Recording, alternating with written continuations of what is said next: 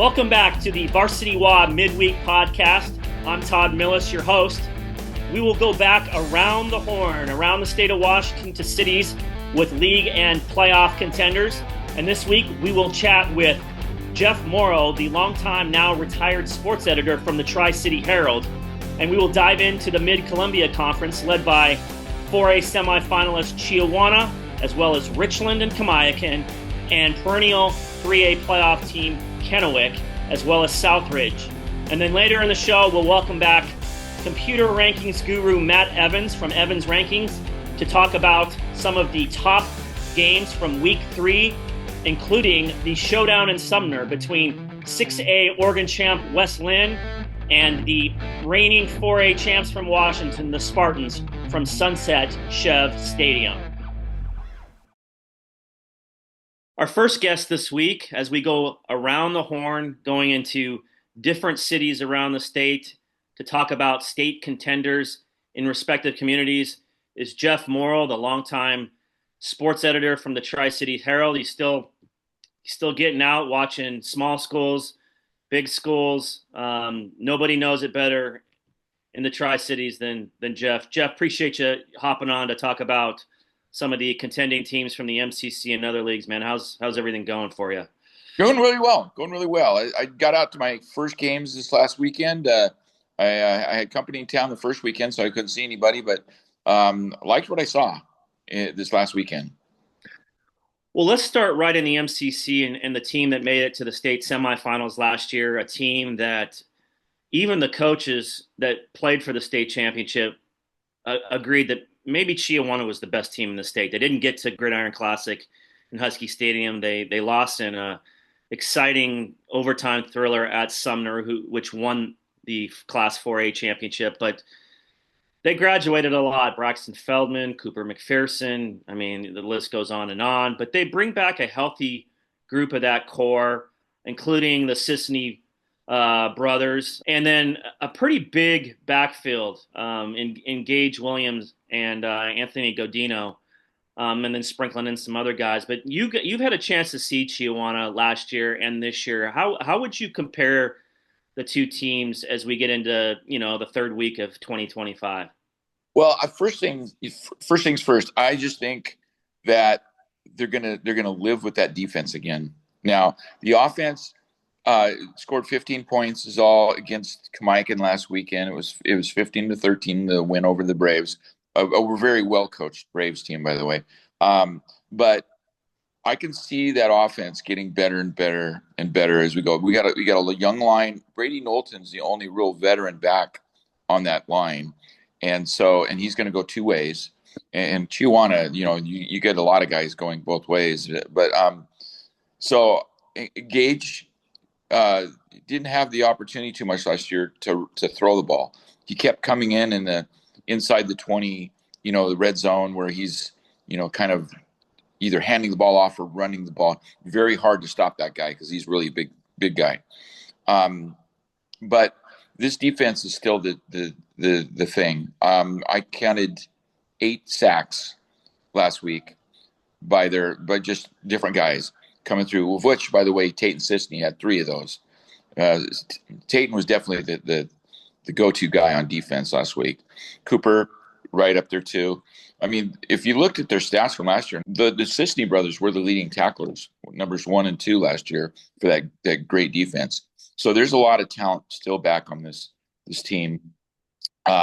Offensively, it's not going to be just Anthony Godino running the ball. Sawyer Somerville stepped in and he scored their 2 rushing touchdowns last week. So they feel like they've got a number of different guys. They may not have the huge outstanding guys like McPherson and Braxton this year, but what they've got is a deep team that all can, you put them in and just interchange with them and they can all just play so well. What do you think? It was Chiawana and everybody else last year. What's the gap right now between? It's not that and the other contenders in league. I really realize it's only 2 weeks in the regular season here, but I see one of any of 5 teams that could do quite well in this league. Even Southridge losing to Kennewick, I can see them bouncing back and taking down a couple different teams. The only team of the Big Five that I haven't seen so far, and the Big Five, by the way, is Chihuahua, Kennewick, Kamiakin, Richland, and Southridge. And the only team I haven't seen now is Richland. And so I think it's going to be one of those, on any given Friday night type of deals. It could be anybody that steps up. Even Scott Bond was saying after that win over Kamiakin that he said it was a bad week of practice. He wasn't trying to poo-poo what Kamiakin did, but when you're only up 7-3 at halftime, he's like, we're losing to two teams tonight. We're losing to, even though we're winning, we have a better score than Kamiakin. They're beating us, and we're beating ourselves. So I think it's going to be up for grabs this year. There's no head and shoulders team above anybody else. Yeah. So when you look at the other 4A teams in that league, Jeff, is it Richland with Jackson Woodard that intrigues you the most?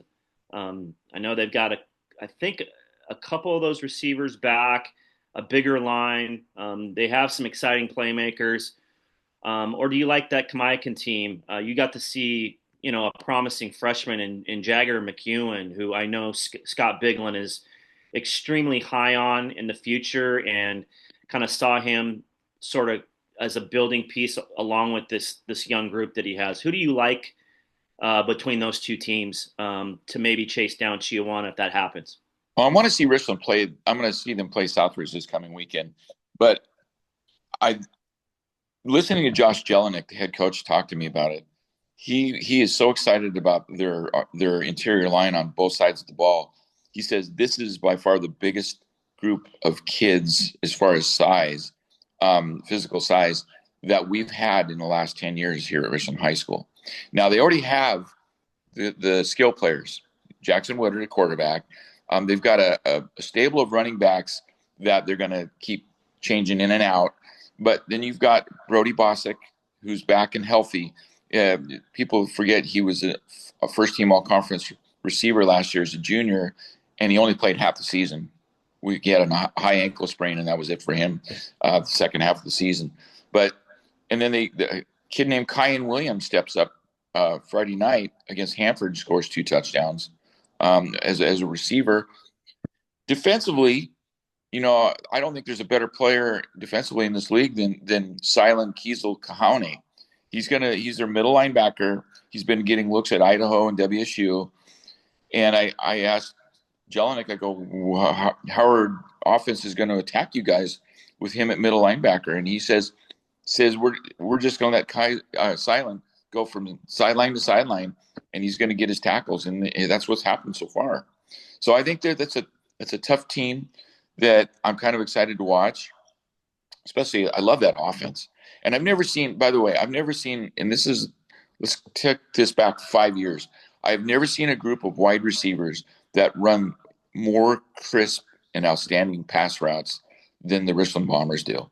I don't know if that's, Jelinek's doing, or if he's got really good assistant coaches, but these guys just run incredible routes that defensive backs are having a tough time keeping up with these guys. So I'm assuming it's going to be the same thing when I see them come Friday night.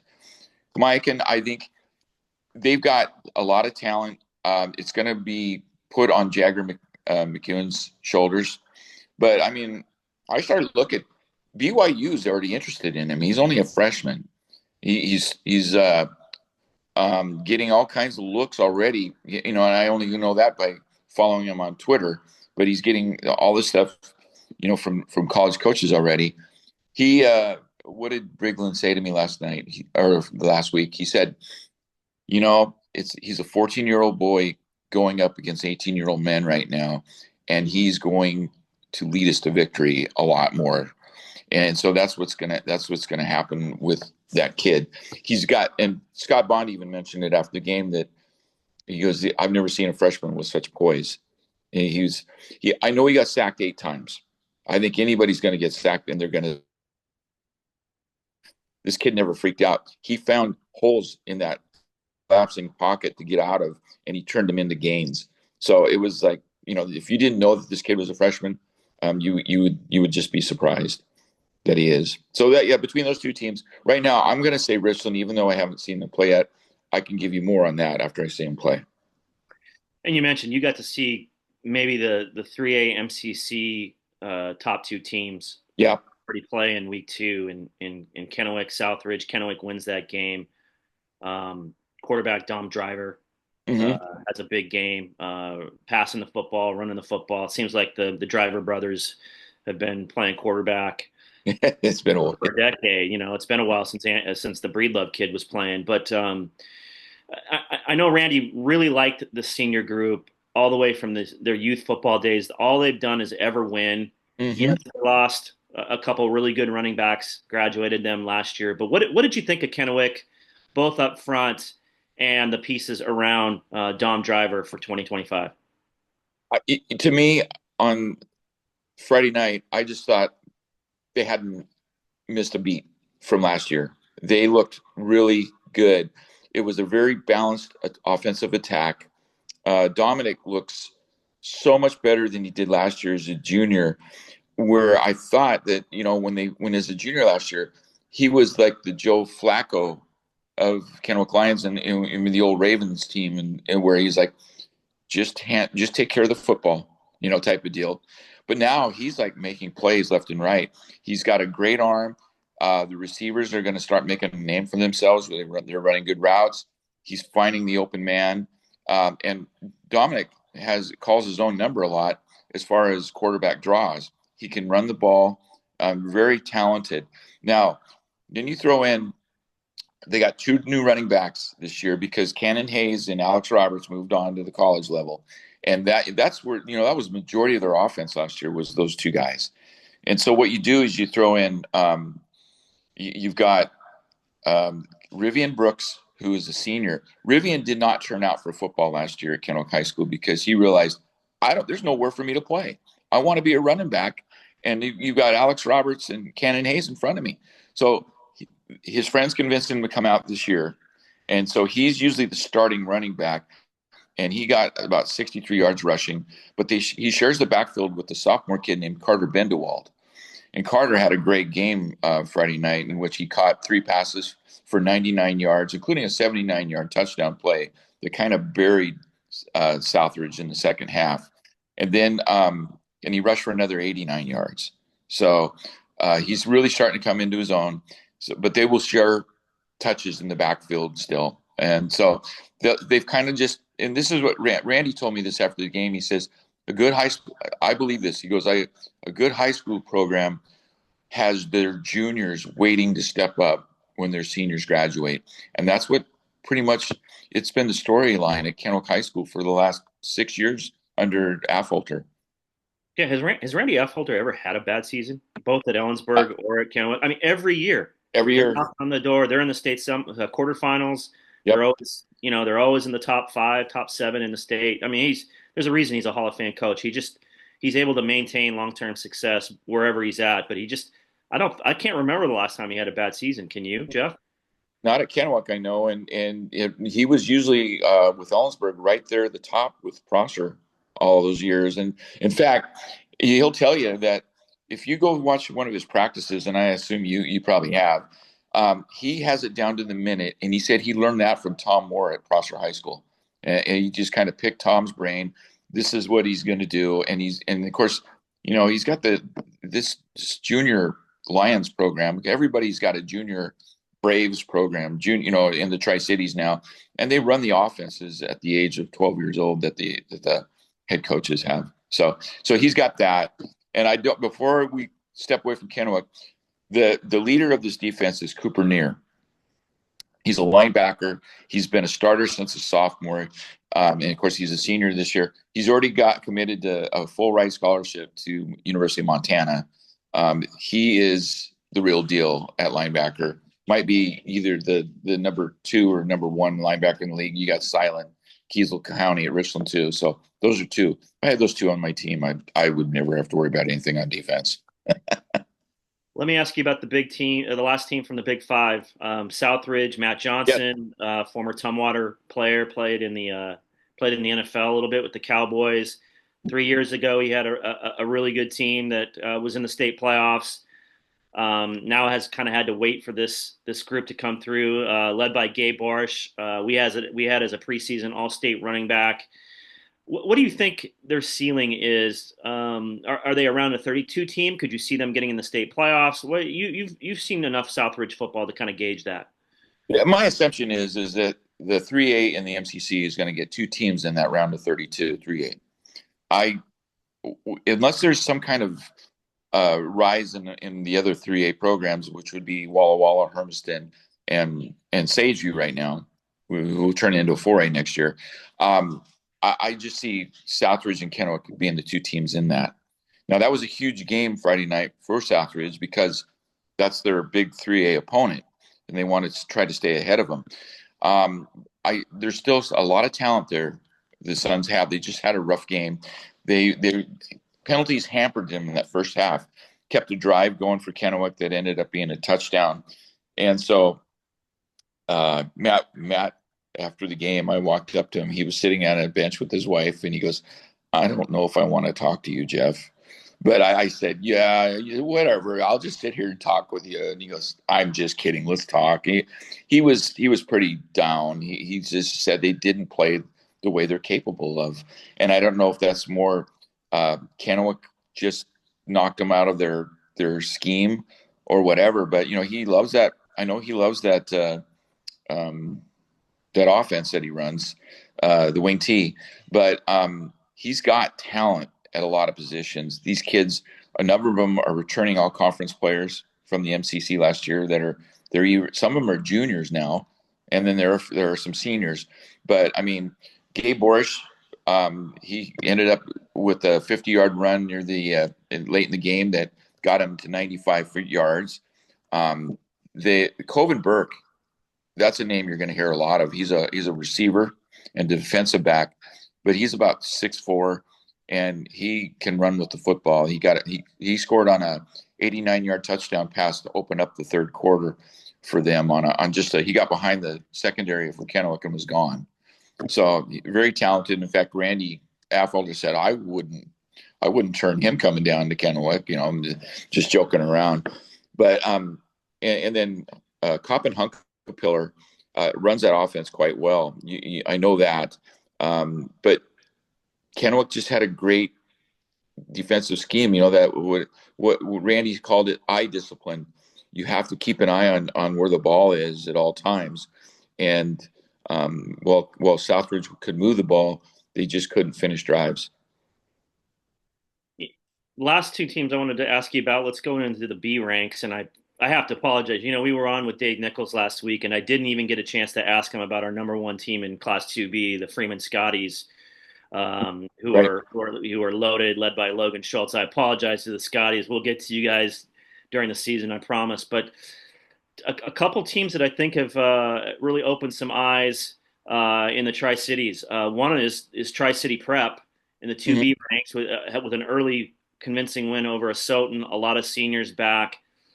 And then Liberty Christian, who was in the state championship game last year, Jeff, always has depth. I know they kind of teeter there between 1B and 2B and might be going up in the next reclassification cycle, but they have enough guys back to be kind of the team to beat. What are some of your thoughts about both those teams and where they are in their respective classifications?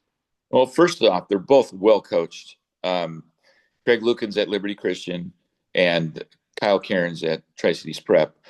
I think the thing that surprised me, I'm not so surprised like that Tri-Cities Prep is there, but if you take a look at all conference players that graduated in that 1B Southeast 1B Grape division, there's one guy that was back from that all conference team for Lukens over at Liberty Christian.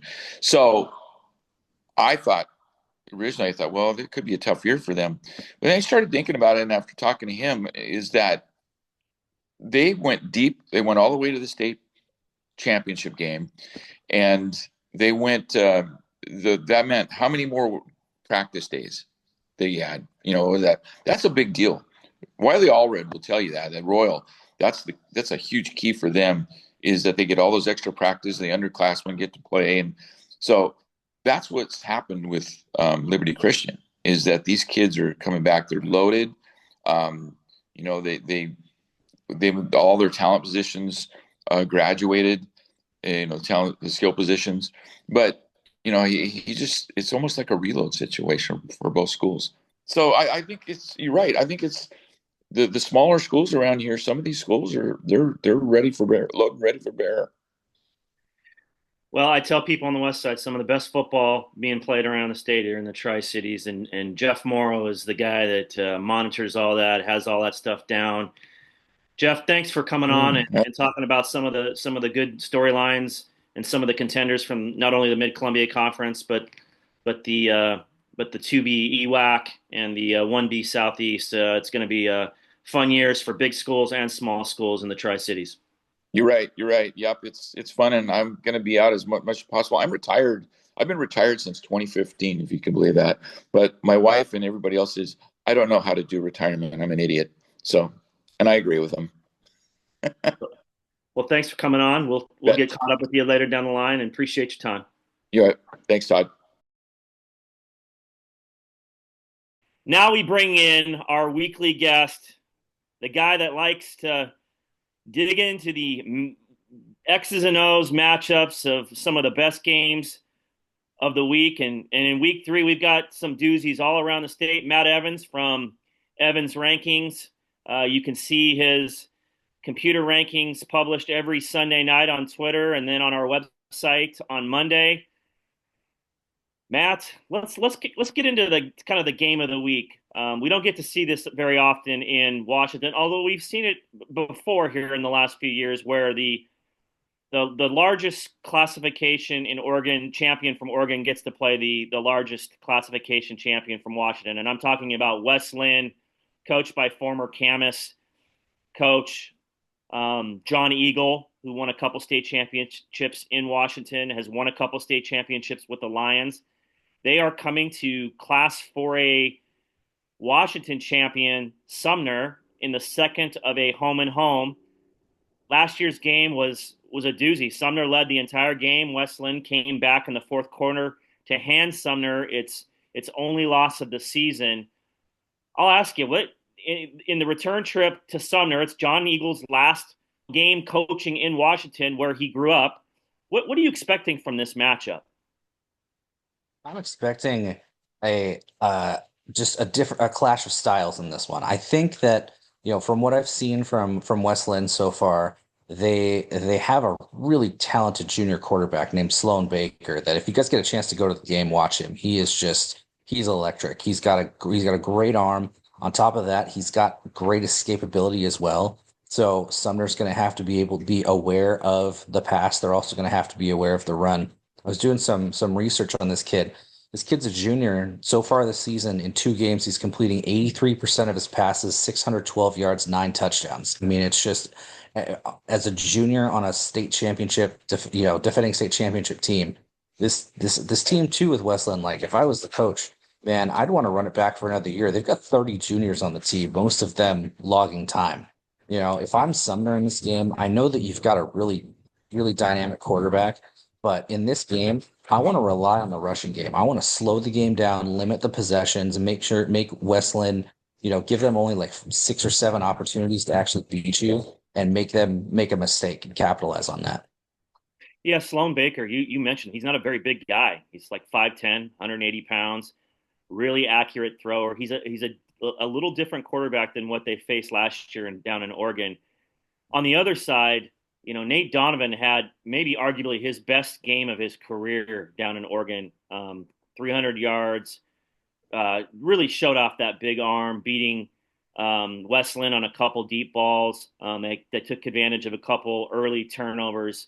They're going to have to get a couple turnovers in this game, I think, Matt, as well. But with that linebacking core, I don't know what Wes Lynn will get in the near the line of scrimmage or in the intermediate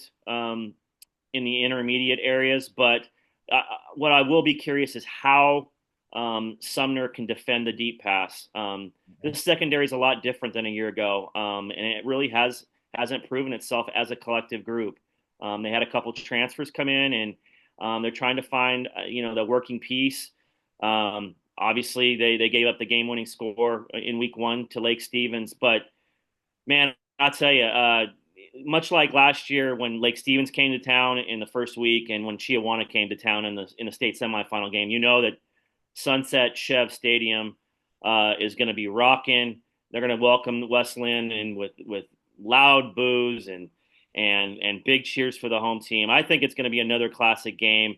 Um, it's just so hard to pick against Westland and what they've accomplished the last 2 or 3 years in Oregon in the largest classification with the coach that we mentioned, John Eagle.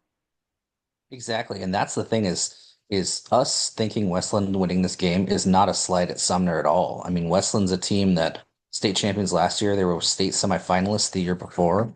This team is a pedigree of winning. This is what their program does. And I don't think it matters how far they travel. They've got a good set of football that they're going to bring, and they're going to bring it for Sumner on Friday night. The second game I'd like to look at is a little closer to where you're at in the Tri-Cities, and it's a 2A CWAC showdown between visiting Prosser and host East Valley of Yakima. I have the Red Devils ranked 6th in our latest weekly rankings. I have Prosser ranked 7th. East Valley, with all those seniors coming back, all that experience, and Prosser, kind of the up and coming group with a lot of sophomores and ninth graders who there are a lot of big things expected from this group. Can Prosser go to East Valley and beat the Red Devils? If this year is I like your rankings there because of the senior leadership from East Valley of Yakima. That goes a long way in high school football. The thing that concerns me about this game for East Valley is the fact that their first two games on the road, a last minute trip to Pendleton, and then last week against Grandview, we're talking Braden Albrecht only got 15 carries over the two games. He had 37 last year against Prosser. Does he have the football legs under him to go 4 quarters against Prosser, who's played two really tough games against Ephrata and Ellensburg, I think week one. Toppenish, yeah. Toppenish, that's right. Right. Ephrata and Toppenish. I mean, Prosser's had to play to the last minute in both of their two games so far. So I think that if you're looking at a tight game there, maybe advantage Prosser due to the fact that they've been in these tight games already so far this year. Man, I'm just going to read to you some of the guys they have back on offense, Matt.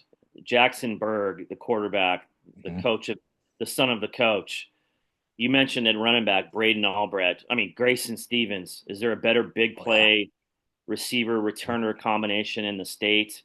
They've got at tight end, they've got Brock Goodell. They've got a good offensive and defensive line.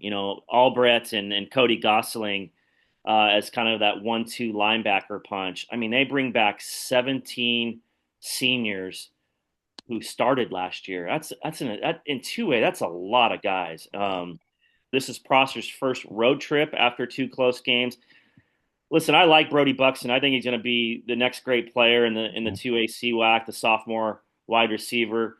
Question is, can Daniel Diaz manage this game without making mistakes? They have not put up a lot of points in the first 2 weeks, and I think Coach Corey Ingelston knew that. He knew that this offense had to kind of find its footing early. He kind of looks at East Valley and goes, they don't need a couple weeks to find their footing. They've been found their footing for 2 years. So if Prosser can keep this game close, I think we're going to see a close one. But they cannot let the big play from the Red Devils offense bury them early, or it could be a long night for Prosser. Oh yeah. If East Valley scores the first 2 scores, this game's over by halftime. I mean, if they get that momentum with that senior leadership and just that desire to, I mean, it hasn't been too long since East Valley beat Prosser. They did beat them 2 years ago, but anytime you can go in and beat Prosser and solidify yourself as one of the top 2 teams in the CWAC, that's a huge deal. And let's dive into the last game. It's a little further east and northeast from where you're at, up in Spokane. Gonzaga Prep's probably not going to get a whole lot of tough games in the GSL, but this might be one of them. Mount Spokane and Gonzaga Prep playing Friday night. These are the two teams that have kind of ruled the GSL over the last decade. It seems like Mount Spokane seems to have a beat on how to defend the triple option, that 3-4 defense that Terry Clore uses. What do you see from this matchup, and what would it take for Mount Spokane to pull out a victory over the highly touted Bullpups? I think that it just comes down to mistakes, limiting their mistakes. Obviously, we know that this game is going to be a very limited possession game due to the style of both teams. Gonzaga Prep, we do know that they are that option team, but they have started throwing a little bit more over the past few years. Mount Spokane's going to have to be aware of that threat always when G Prep has the ball. If Mount Spokane can limit the mistakes, I think that they can keep it a tight game. I think G Prep probably wins by a couple touchdowns. But like we said, Mount Spokane's always in this game. Last year, Mount Spokane was 5-5, and they only lost by 8 points, something like that. So, they figured out how to stop G Prep. It's just, can they actually do it? Yeah, it's interesting. There's sort of a switch of identities this year, Matt. I know that Mount Spokane wants to run the ball a little more, and Gonzaga Prep has shown a knack for maybe passing the ball a little more out of that triple option. I think the limit of possessions, I think, benefits Mount Spokane, because I don't think Mount Spokane wants this game to get in the mid to high 20s or low 30s. I don't know if they can keep up with that Gonzaga Prep firepower. Brock Franklin, who's a wing back who can catch the ball. He's a little bit of a do everything player for Mount Spokane.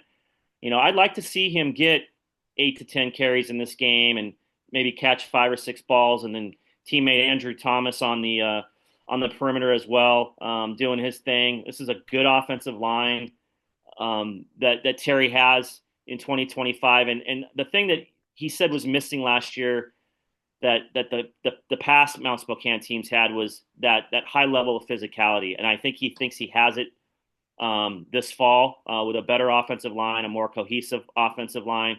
They're going to need it to defend that triple option from the Bullpups. But Isaiah Dawkin and Jonah Keller and that crew, man, they're tough, man. There's a reason why we have them ranked, at the top of our rankings. They're good, they're hungry, and they know how to win big games.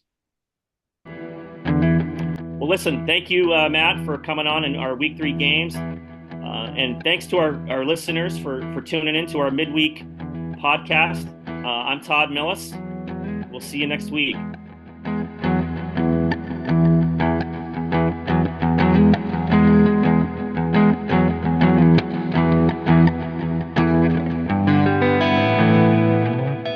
This podcast is brought to you by VarsityWA, your state source for Washington high school sports news, rankings, and other information.